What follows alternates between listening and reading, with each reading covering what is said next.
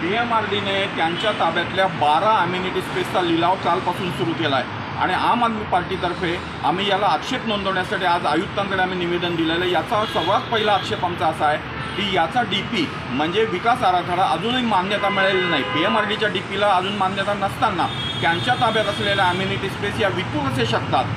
त्यामुळे हे पूर्णपणे बेकायदेशीर आहे आणि म्हणून आम्ही आक्षेप नोंदवतोय। दुसरी अत्यंत महत्त्वाची गोष्ट म्हणजे जनतेच्या सोयी सुविधा या स्वस्तात मिळाव्या यासाठी ही DP मधल्या जागा असतात। हे असताना या विकून नफेखोरी करणाऱ्या विकसकांना या जर जागा दिल्या गेल्या तर त्यांनी जनतेचा काही नागरिकांचा फायदा नाही। तिसरी महत्त्वाची गोष्ट म्हणजे अम्युनिटी स्पेसची जी डेफिनेशन आहे त्याच्यामध्ये दुकाने असतील, कॅफेटेरिया असतील, खुला बाजार, सेवा केंद्र या सगळ्यासाठी या जमिनी जर वापरल्या गेल्या तर एका अर्थाने रहिवासी सोडून फक्त कमर्शियल व्यापारी तत्वावरती नफेकरीसाठी या अम्युनिटीच्या जागा वापरल्या जातील।